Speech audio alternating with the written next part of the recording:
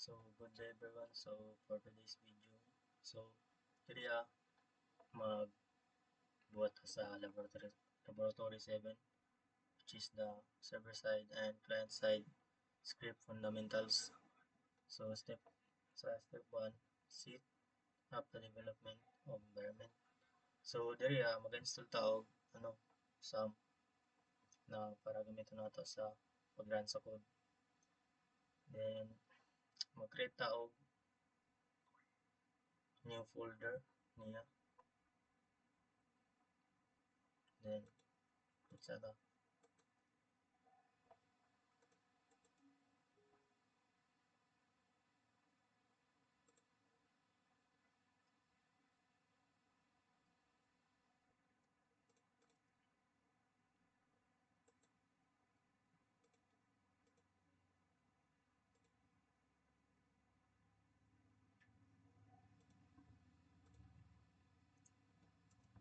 So, diri ay pangalan nato ang folder na ano, server side lab. So, ano na. Then, marim nato ng folder. Then, butang nato ni sa anong sum. Diri sa htdocs.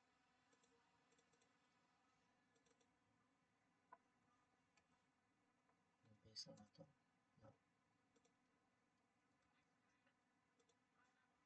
Then, diri sa to create your file, create your first PHP script, which is magbuhat ta og magbuhat ta og folder sa base code.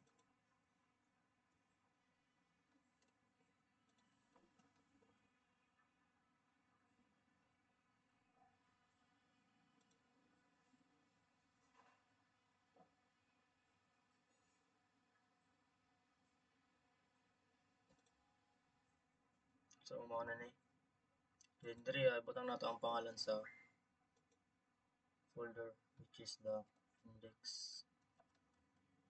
PHP. Na. Then, balik ta sa build. So, diri ibutang nato ang code sa sa base code. So, copy lang nato ni. Then, paste nato. Yan, save nato. Then, i-open nato ang SAMP nato.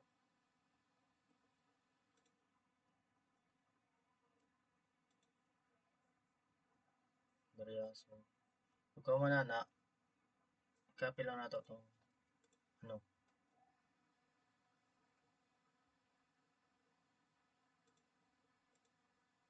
kaning ibutang diri which is the para maran ang kuan code sa PHP kani.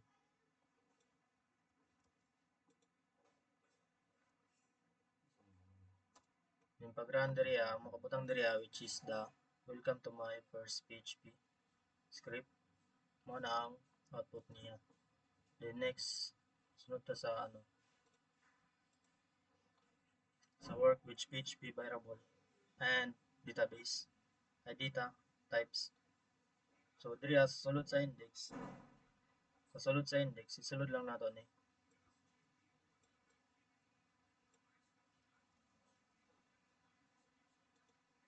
Then ibutang nato dito sa base code.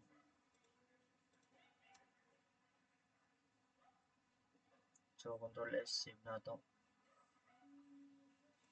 Then pag reload nato ang diri so makabutang diri ang output which is the user information, name Maria, age 20, student status which is yes, mo na makabutang. So next diri ta sa interaction with client side script JavaScript. And diri i-add lang nato gyapon which is mao diri ang ningon add JavaScript inside the same page. So pag add nato diri copy lang nato ni. Then ato ta sa base code, paste nato. Then save. Then reload nato ning localhost. So diri makabutang diri this message comes from the server. So ang final output niya mo ni, which is the welcome to my first PHP script, user information, name Maria, age 20, student status, which is yes. This message come from the server. So mo niya ang final output niya na gikopy nato gikan sa dira sa VLE. So mao ra to.